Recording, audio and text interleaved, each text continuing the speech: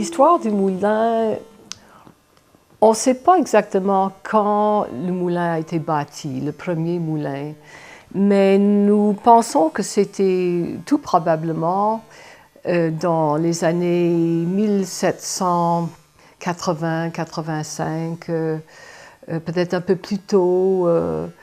Et on sait très peu de cette époque-là. Il semble qu'après un certain temps, il y a eu un incendie. Et ça serait probablement dans les années, à ce moment-là, 1830 quelques, on n'est pas certain, mais c'était en 1848 que le moulin a été rebâti, mais sur un plan beaucoup plus grand, beaucoup plus important pour le peuple, pour les gens autour d'ici. C'était beaucoup plus grand. Et, il y avait des gens qui venaient de vraiment très loin, même de Marieville, pour venir utiliser le moulin. Et ils se couchaient, semble-t-il, en face du moulin. Il y avait un vieux bâtiment que maintenant n'existe plus, et n'existait même plus dans le temps de ma famille quand ils ont acheté le moulin. Mais il y avait des ruines qui étaient encore là. C'est difficile de vous décrire beaucoup plus que cela, parce qu'au fond, on ne sait pas qu'est-ce qui s'est passé précisément. Mais la petite maison sur la colline, on est certain que ça date des années 1700. Alors, ça faisait partie du complexe du moulin. Alors, ça, c'est encore intact comme bâtiment du point de vue de l'extérieur. Et c'est pour ça qu'on situe la date du moulin original vers les 1775 ou 80, nous croyons. Vers 1919, le moulin a cessé de fonctionner quotidiennement, et petit à petit, le bâtiment a tombé en désarroi. Mais ça serait la dernière année d'activité professionnelle comme telle.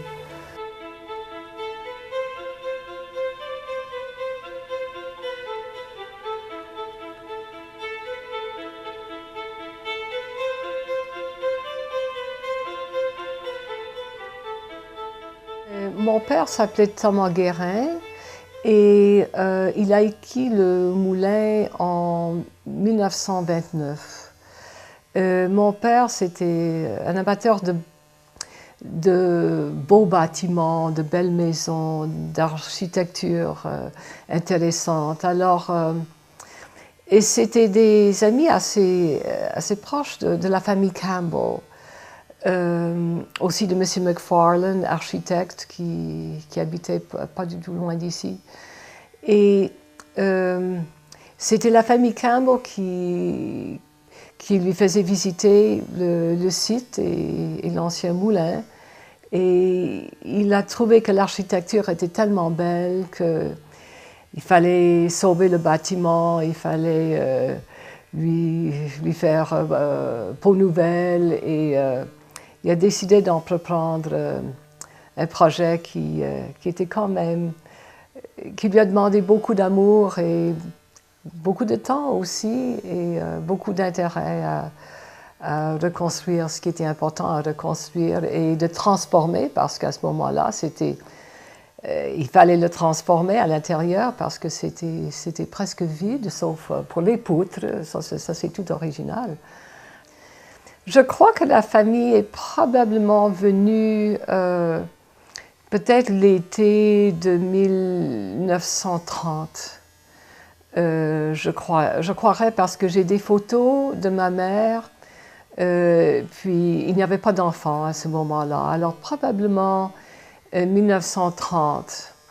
Et je penserais que l'année 1930, ça serait une année où ils ont fait énormément de construction à l'intérieur, énormément de changements pour rendre le moulin habitable.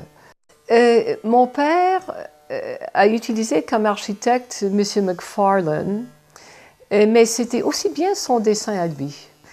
Mon père avait étudié l'architecture, pas comme architecte, mais il avait fait certaines études. D'ailleurs, il était très bon en dessin, puis il faisait des dessins architecturaux, et j'en ai encore quelques-uns.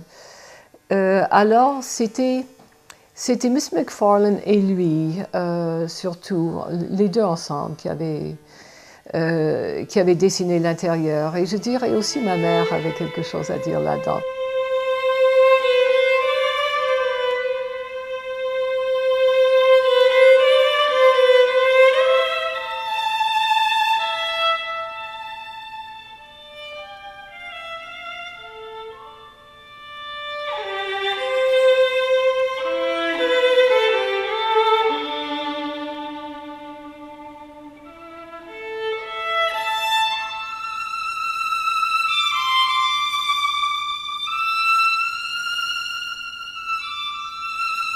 En 1932, que cette maison avait une fonction particulière. Quand il a acheté la maison, je crois bien qu'il avait pensé que c'était pour être une maison de famille pour l'été, pour les week-ends, parce que son travail était à Montréal et ma mère aussi. C'était quand même une personne qui aimait peut-être plus la ville que la campagne. Moi d'ailleurs, je suis complètement le contraire. J'aime beaucoup mieux la campagne que la ville. Mais alors, c'était peut-être pas considéré comme leur maison principale à ce moment-là. Alors, mais il y avait prévu presque tout de suite une autre vocation. Et mon père, je crois, je ne peux pas vous dire exactement, mais je crois que c'était vers 1932, 1931 ou 1932, qui est devenu commandant du régiment les 6e Hussards. Alors, il avait décidé que, comme la maison n'était pas une maison de famille à ce moment-là, que ça deviendrait le quartier général des 6e Hussards. Et semble-t-il, tout le régiment venait ici. Et d'ailleurs, j'ai vu les photos de tout le régiment assis devant la porte. Et c'était assez étonnant de voir ça. Il a construit les murs tout autour, surtout parce que c'était le quartier général pour les 6e Hussards. Ma mère était beaucoup moins intéressée à ça, elle m'avait dit. Mais la tourelle qui avait bâti au bout de la propriété et l'autre, c'était en fonction des 6e Hussards. Alors ce n'était pas une idée un peu étrange, mais c'était en fonction du régiment.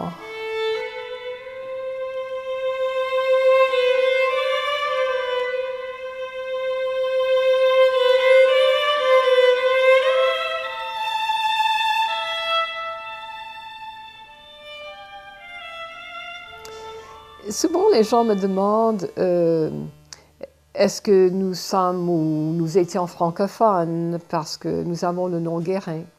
Et ils ont raison pour demander cette question-là. C'est que nous sommes des Huguenots. On était des Huguenots français chassés de la France par la nécessité de la survie. Et on a embarqué sur un navire et finalement le navire nous ont déposés en Irlande. Alors, nous sommes devenus des Franco-Irlandais. Et mon arrière-grand-père, par contre, il était pauvre, mais il était très bien instruit. Et le fait qu'il était bien instruit lui a donné l'idée qu'il pouvait commencer la vie ailleurs avec ses connaissances académiques et autres, dont il était aussi ingénieur. Alors il a décidé de venir à la Nouvelle-France, au Canada. Mon grand-père était bilingue, c'était le maire de Montréal. Alors mon père était aussi bilingue. Il était pas seulement militaire, mais c'était un homme politique. Il a servi de Célie de 4 ans avec les libéraux à Québec qui étaient à ce moment-là sous Godbout. Mais parmi ses amis, et ça c'est important pour l'histoire de Saint-Hilaire, le brigadier Galt était un de ses meilleurs amis. Et comme vous savez, le brigadier Galt avait acheté la montagne de Saint-Hilaire, aussi des Campbell. C'était toute une équipe d'amis au début du XXe siècle.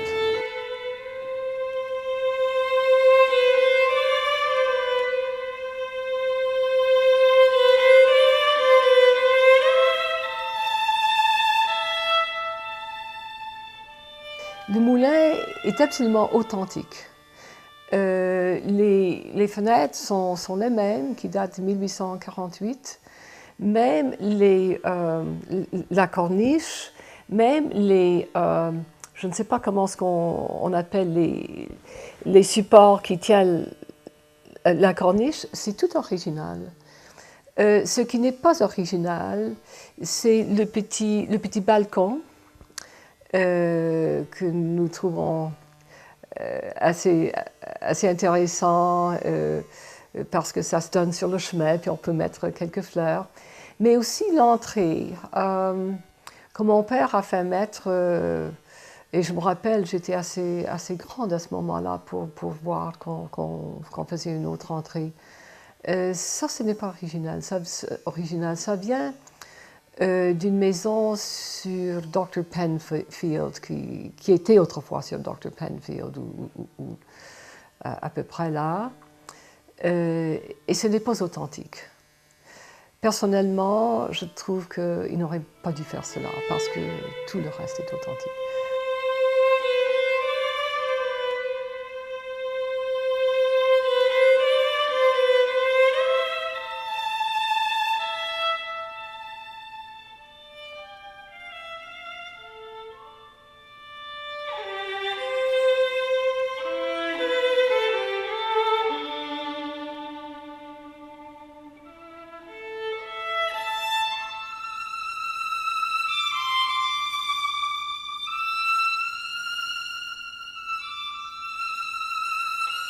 On voit à l'entrée, quand on entre le moulin seigneurial, ces deux statues, ce sont des gardiens suisses.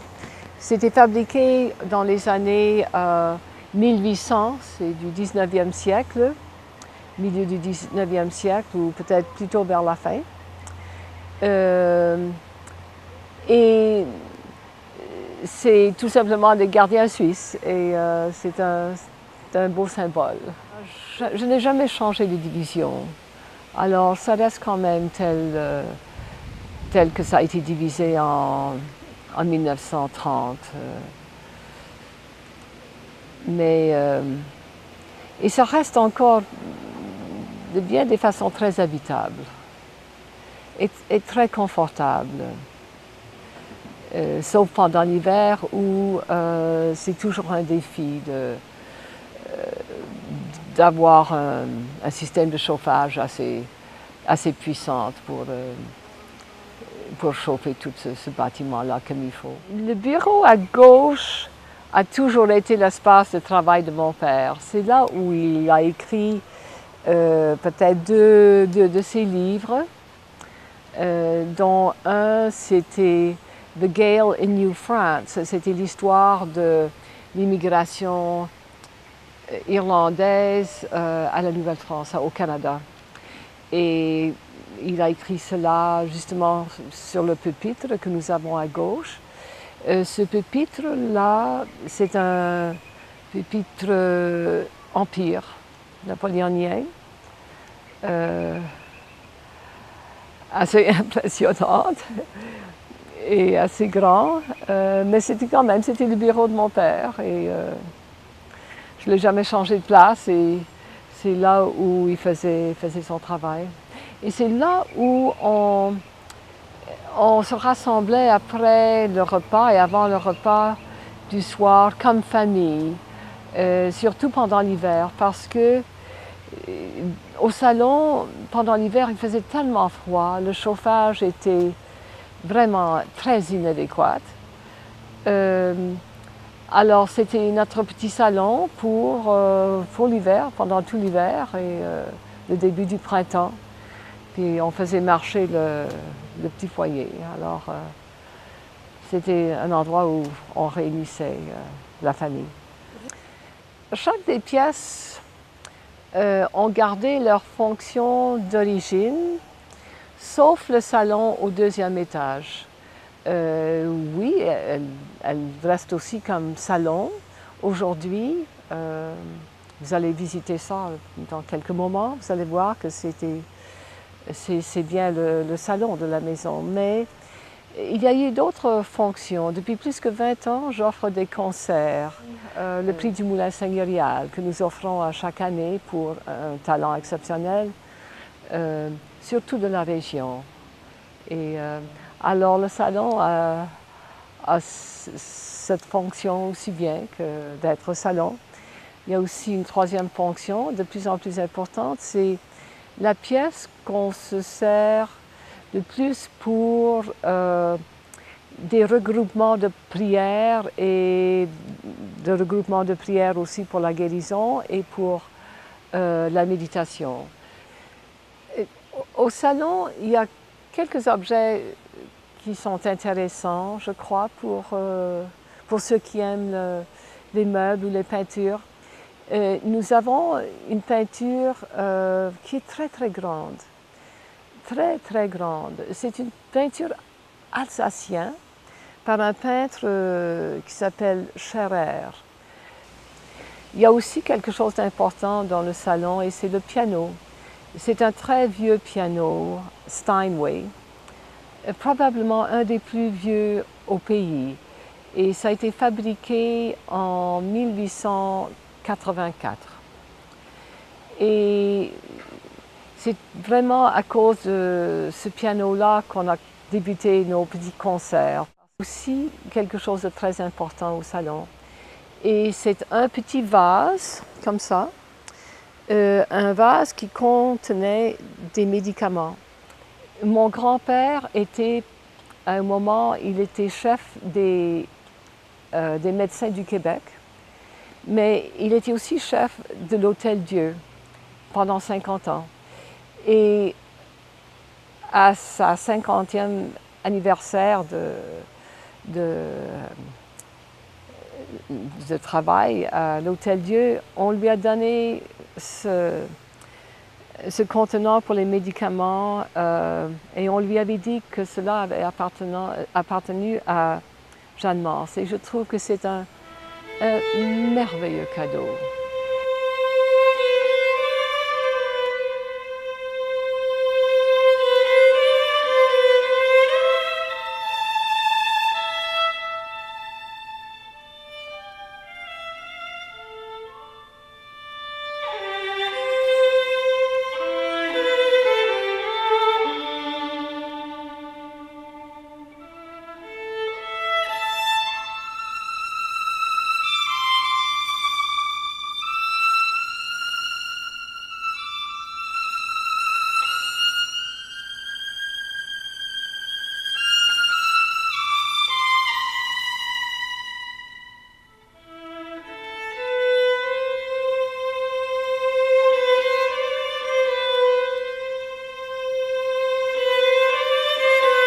La salle à manger où nous offrons nos petits repas communautaires n'a pas tellement changé. Je crois que la table, c'est une table qui a été bâtie après le grand verglas. On a perdu beaucoup d'arbres ici, beaucoup d'arbres, une centaine même. Les gens ne savent pas à quel point qu'on a perdu des arbres. Et c'était un moment pénible pour nous tous. C'était un moment très pénible pour nous ici. Mais on a essayé de se servir de ce bois-là comme on pouvait. Alors on a bâti, on a construit plutôt la petite table où on a maintenant des repas communautaires. Et je suis contente qu'on a utilisé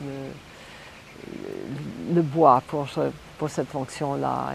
C'était un magnifique arbre qui était juste tout près d'ici, qui datait au moins de 200 ou 300 ans, un chêne blanc. Il y a l'autel, ça c'est un meuble qui venait de justement la chapelle de l'ancienne maison Guérin à Montréal. Le foyer dans la salle à manger, ça devient de l'ancienne maison. Il y a aussi des meubles qui appartenaient à Mademoiselle Campbell, dont j'ai deux chaises. C'est possible d'une des chaises vienne de Saint-Hilaire. J'ai aussi des assiettes qui viennent du manoir, et c'est des assiettes qu'elle gardait chez elle sur son foyer, le dessus de son foyer. Et je crois que c'était les premières assiettes qu'ils ont eues au manoir. Alors j'ai ce qui reste de ces assiettes-là.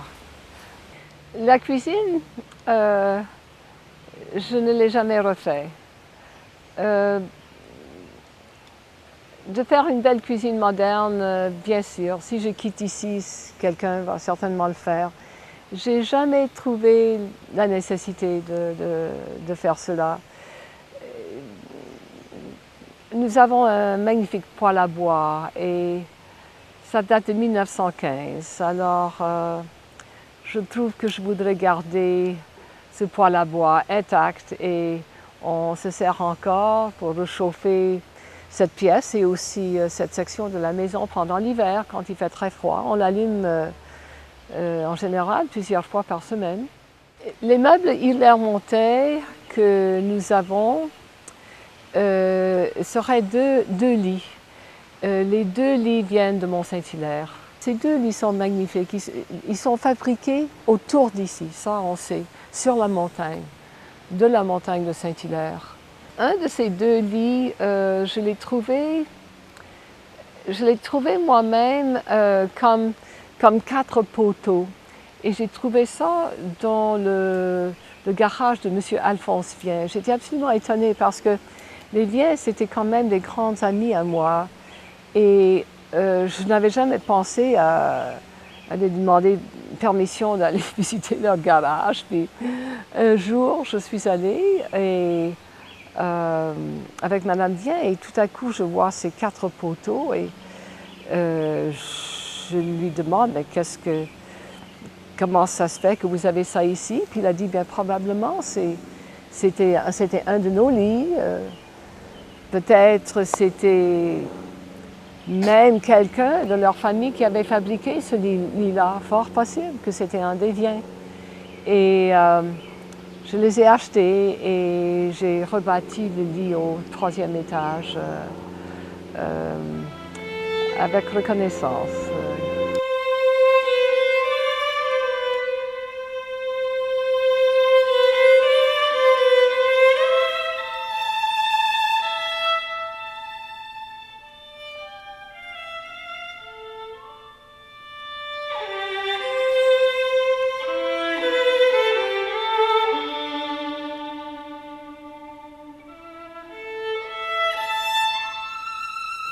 Le petit bâtiment, par contre, qui se trouve sur la colline, a toujours été là, qui date des années du XVIIIe siècle. Quand mon père a acheté le moulin, le complexe, il y avait des cochons là-dedans. Mais ça se servait, je crois, comme l'endroit où on faisait la farine d'avoine. On a réparé le bâtiment, mais les pierres restent telles qu'elles étaient au XVIIIe siècle. Il n'y avait pas de commodité à l'intérieur de cette petite maison-là. Alors mon père s'est servi de ce lieu comme bibliothèque. On n'a rien changé à la structure extérieure de cette petite maison. La fenêtre du devant a toujours été la fenêtre du devant. Et en arrière aussi. Mais oui, on a changé un aspect, ou 2 aspects, parce que finalement j'ai bâti une petite un petit ajout et c'était devenu une maison. Dans les années 70, j'ai enlevé tous les livres parce que je vivais à plein temps ici, même si ma mère était encore propriétaire. Et je l'ai transformé en petit lieu de méditation.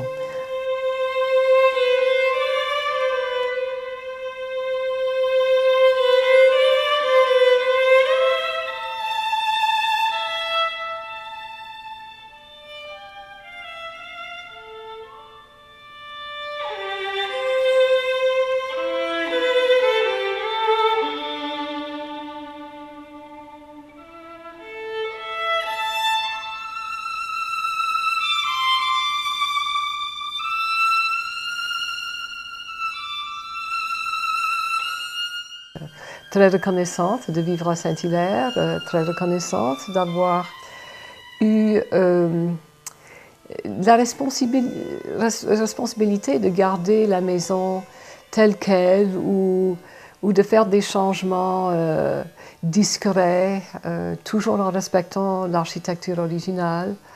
Je suis très contente d'avoir fait cela. Et j'espère pour les années qui viennent qu'il n'y aura rien qui changerait l'aspect surtout extérieur de cette maison.